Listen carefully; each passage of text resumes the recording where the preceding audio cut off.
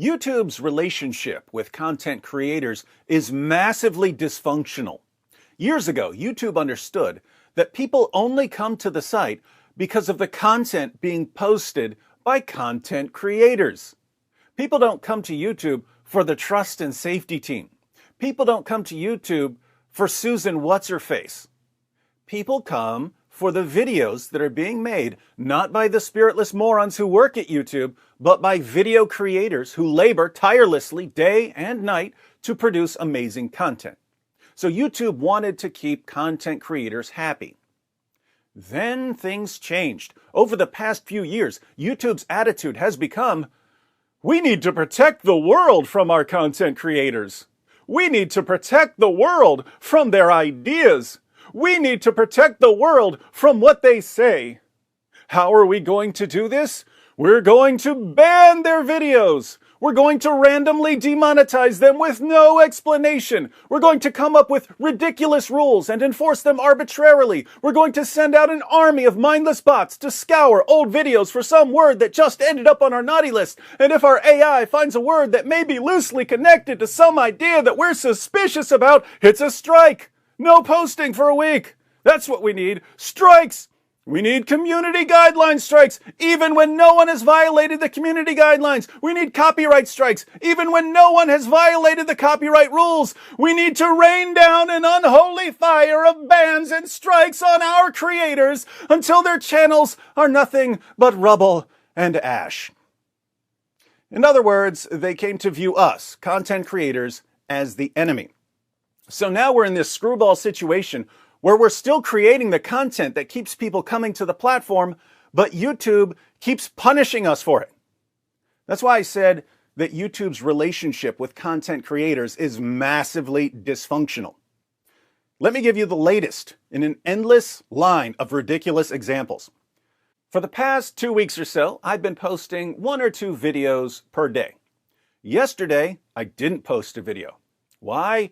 Because I got another completely bogus strike. I don't mean a strike where I see it one way and YouTube sees it another way. I mean another strike where YouTube takes down my video and says that I was doing the exact opposite of what I was doing in the video. And as usual, it's an old video. It's from years ago. So back in 2018, my friends and I made a video series titled Islamicize Me. The series was loosely based on a true story. One of the guys in the series is a retired Christian rapper named Vocab Malone. Vocab used to be friends with a guy named Elton Simpson. Elton Simpson was apparently a very nice guy. But Elton converted to Islam, became radicalized very quickly, and was killed during a terrorist attack. What do you do when someone starts convincing your friends to go on a killing spree? We decided to make fun of the radicalization process. So we made a series called Islamicize Me about 3 guys who start out as perfectly normal guys, but over the course of 30 days decide to become terrorists. Now, whether you agree with us that we should be mocking and ridiculing the radicalization process, I happen to think that this is the best way to respond to the radicalization process, but whether you think we should be doing this or not, how stupid would a person have to be to think that in this comedy series, in which we're mocking terrorist groups like ISIS, who were convincing young Westerners to become terrorists, we're actually recruiting for ISIS? How dumb would you have to be? Watch what happens. Several weeks ago, YouTube sent me this message. Hi, Act 17 Apologetics. We wanted to let you know our team reviewed your content and we think it violates our violent criminal organizations policy. We know you may not have realized this was a violation of our policies, so we're not applying a strike to your channel. However, we have removed the following content from YouTube. Video, Islamicize Me Day 13. We realize this may be disappointing news, but it's our job to make sure that YouTube is a safe place for all, except for creators. If you think we've made a mistake, you can appeal this decision. You'll find more details below. Notice, we stand accused of violating YouTube's violent criminal organizations policy. What's the policy? Content intended to praise, promote, or aid violent criminal organizations is not allowed on YouTube. These organizations are not allowed to use YouTube for any purpose, including recruitment. Now, were we praising, promoting, or recruiting for ISIS? No, we were doing the exact opposite. We were mocking and ridiculing them. So I appealed. I said, did you guys even watch the video? Do you understand what satire is? How can you not see that we're making fun of ISIS, not promoting it? At the very least, you'd expect them to realize that a Christian apologetics channel wouldn't be recruiting for ISIS. I won that appeal and got this response. Hello, Acts 17 Apologetics. We have reviewed your appeal for the following content. Video, Islamicize Me, Day 13. After taking another look, we can confirm that your content does not violate our community guidelines. Thanks for your patience while we reviewed this appeal. Our goal is to make sure content doesn't violate our community guidelines so that YouTube can be a safe place for all. And sometimes we make mistakes trying to get it right. We're sorry for any frustration our mistake caused you, and we appreciate you letting us know. Are you really sorry, YouTube? Because later, I got the same message, but for a different episode of the same series. I got the same takedown notice for Islamicize Me, Day 12. I had violated YouTube's violent criminal organizations policy. This time, they gave me a strike. I appealed this strike, and once again, I won my appeal. And once again, YouTube was sorry. Later still, I got this message telling me that Islamicize Me Day 2 had been taken down for, you guessed it, violating YouTube's violent criminal organizations policy. I appealed once more I won, and once more, YouTube was sorry. Then yesterday, I got this message informing me that Islamicize Me Day 7 had been taken down for, shocker, violating YouTube's violent criminal organizations policy. I received a strike, so I'm not allowed to post. I appealed immediately, but sometimes, with this garbage system, appeals take weeks. In the meantime, I'm not allowed to post for a week. And if you've ever appealed a strike on YouTube, you know that the result seems to be pretty random. My friend Vocab posted a special edition of the same series on his channel. His videos have also been getting taken down. He's also been appealing. He gave them the same response I gave them. And look, his appeal for Islamicize Me Day 2 was rejected. My appeal for the same episode was granted. His was rejected. They concluded that we are indeed glorifying and recruiting for ISIS, even though they agreed with the other appeals that we're obviously not doing that. It's totally random.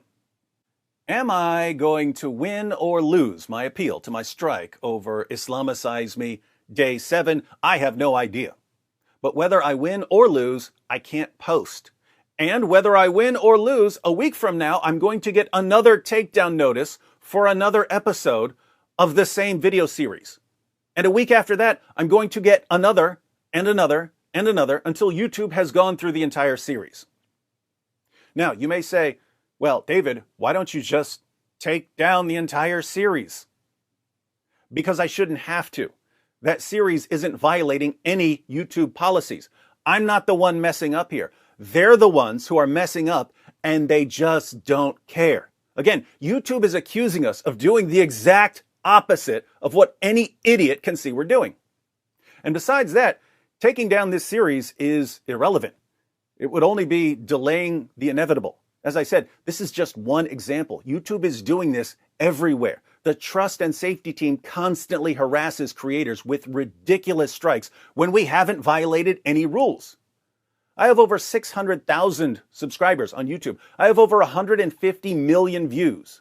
You would think that racking up 150 million views on YouTube would have earned me the slight bit of consideration it would take to stop giving me the same stupid strike over the same false accusation over and over and over again, but it hasn't. They have nothing but contempt for us, and it's becoming extremely difficult to work like this. You can't build up any momentum on your channel when you're being harassed by the trust and safety team over complete nonsense. Let me say this. Years ago, I got my PhD in philosophy. I've been posting videos on YouTube in graduate school, but I was posting videos on the side. I got my PhD, and at that point, I was supposed to go teach philosophy. I made the decision to do YouTube instead. YouTube was more fun. I loved YouTube. I realized that I would rather make a video that 100,000 or 1,000,000 people will watch than give a lecture that 30 students would watch. YouTube was fun. It was exciting. People like me gave up other things. We burned bridges so that we could do something new. Here I am, years later, and I have to say, this isn't fun anymore. This isn't exciting anymore. Making videos is still fun. The YouTube community is still fun. Many of you in the comments section, I feel like I know you, even though we've never met. But YouTube isn't fun because YouTube has changed. YouTube doesn't view us as partners anymore. YouTube views us as pests that have to be slowly exterminated. Earlier this year, I went 5 or 6 months posting almost nothing. And I eventually made a video explaining what had been going on. 2 of our 5 sons are on life support. They have a rare genetic muscle disease. For years, we've usually had a night nurse who takes care of them while my wife and I sleep. This year, there's been a nursing shortage in our area, so I took over as night nurse for my kids. And I made a video explaining that I hadn't been posting because I had to focus on my kids. But here's the thing. I've been in that situation before. I've had to take over as night nurse many, many times before, and I still made videos. If you really want to make videos, you find a way. In fact, I'm still in that situation. We don't have a night nurse. So I stay up at night with my kids and I sleep during the day. And yet, I've been making videos until I was stopped by YouTube for recruiting for ISIS.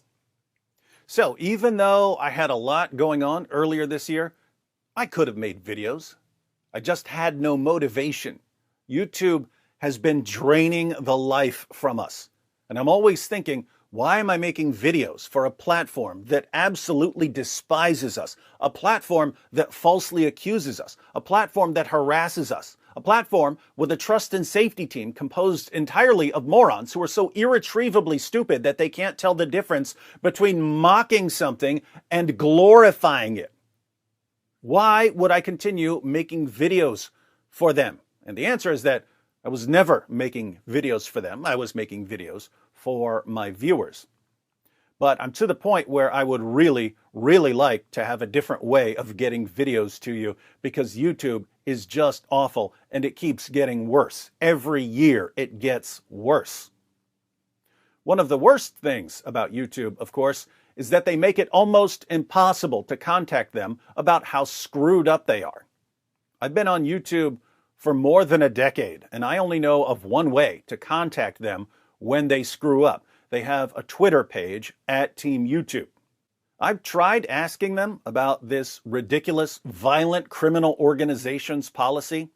I can't get a response. If you want to try, you can contact them on Twitter. You can share this video and ask them why their system is so screwed up. Let me know if you get an answer. I'm actually to the point where I'm hoping that they just ban me and get it over with so that I can start rebuilding somewhere else, somewhere over the rainbow where platforms treat their content creators like human beings, not like diseases. Where do we go from here? I'm not sure yet, but let me know what you think in the comments section.